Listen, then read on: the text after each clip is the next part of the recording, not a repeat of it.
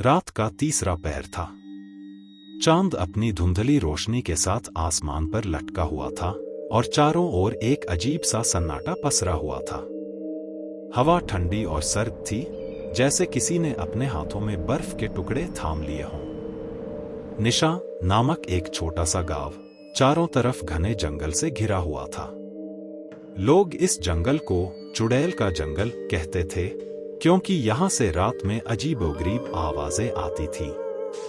कहते हैं इस जंगल में एक भयानक चुड़ैल का बसेरा था। वह चुड़ैल दिखने में भयानक और डरावनी थी। उसके लंबे बिखरे बाल, लाल जलती हुई आंखें और नुकीले दांत थे। जो कोई भी रात के अंधेरे में जंगल में घुसता, वह फिर कभी वापस नहीं लौटता। गांव के बुजुर्गों ने अपने बच्चों को हमेशा चेताया था कि सूर्यास्त के बाद जंगल की ओर ना जाएं। लेकिन युवा और साहसी अमित को इन अंधविश्वासों में यकीन नहीं था। वह गांव का सबसे निर्भीक लड़का था और हमेशा डर को चुनौती देना पसंद करता था। एक दिन उसने अपने दोस्तों के साथ चुड़ैल के जंगल में जाने की ठान ली। उसके दोस्त विकास और सोनू ने पहले तो मना किया, लेकिन अमित की हिम्मत और जिद के आगे हार मान ली और वे जंगल की ओर चल पड़े। जैसे ही तीनों दोस्त जंगल में घुसे, हवा अचानक से तेज चलने लगी। पत्तों की सरसराहट और टहनियों की चरमराहट ने माहौल को और भी डरावना बना दिया। जंगल के भीतर गहरी खामोशी छाई हुई थी, जैसे कोई भयानक घटना होने वाली हो।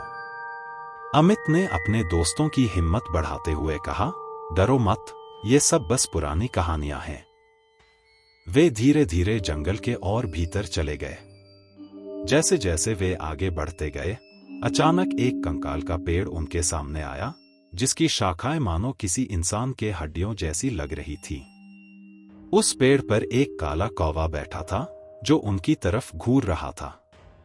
अमित ने ध्यान नहीं दिया, लेकिन विकास और सोनू के चेहरे पर डर साफ झलक रहा था। कुछ दूर चलते ही उन्हें दूर से किसी के हंसने की आवाज आई, एक अजीब खौफनाक हंसी जो उनकी हड्डियों तक को कंपा देने वाली थी।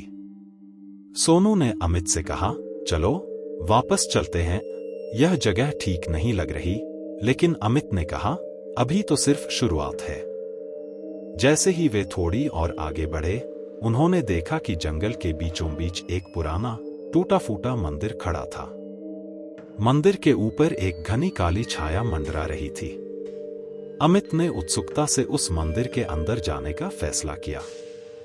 विकास और सोनू ने उसे रोकने की कोशिश की, लेकिन अमित ने उनकी बातों को नजरअंदाज कर दिया। मंदिर के अंदर एक पुराना घंटा टंगा था और चारों ओर धूल जमा थी। मंदिर की दीवारों पर विचित्र चित्र और तांत्रिक चिन्ह बने हुए थे। जैसे ही अमित ने मंदिर के बीचों बीच कदम रखा, अचानक हवा रुक गई और मंदिर के दरवाजे अपने आप बंद हो गए। चारों तरफ अंधेरा छा गया। अमित ने अपने दोस्तों को आवाज लगाई, लेकिन उनकी कोई आवाज नहीं आई। तभी एक धीमी सी सरसराहट की आवाज मंदिर के अंदर गूंजने लगी।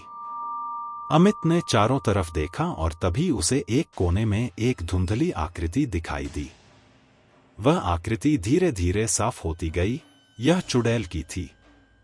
चुड़ैल की लाल आंखें जल रही थीं और वह अमित की ओर देख रही थी। अमित के शरीर में जैसे जान ही नहीं रही। उसकी आवाज गले में ही घुटकर रह गई। चुड़ैल ने एक खौफनाक हंसी के साथ कहा, क्यों आए हो मेरे जंगल में? क्या तुमने मेरे बारे में नहीं सुना? अमित कांपते हुए बोला, मां, मुझे माफ कर दो। मैं तुम्हारे बारे में यकीन नहीं करता था। चुड़ैल की आंखों में गुस्से की लहर दौड़ गई।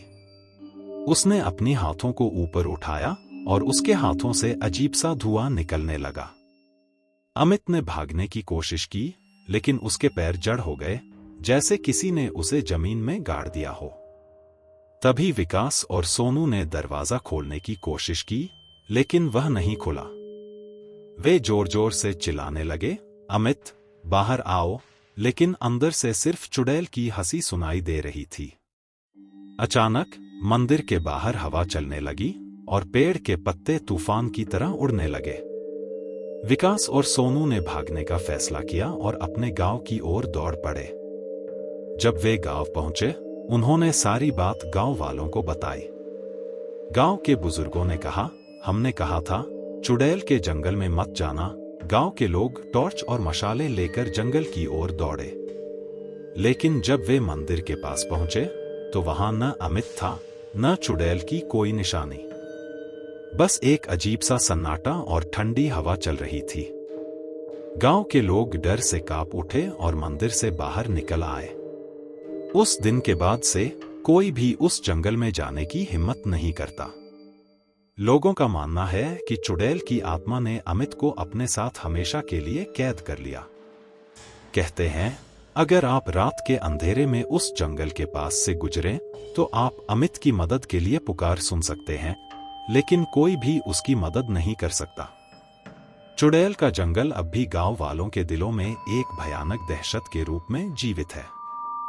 रात के समय जब हवा तेज चलती है और पेड़ की शाखाएं चरमराती हैं, तो लोग अपने घरों के दरवाजे बंद करके सोते हैं ताकि चुड़ैल की छाया उनके सपनों में न आ सके।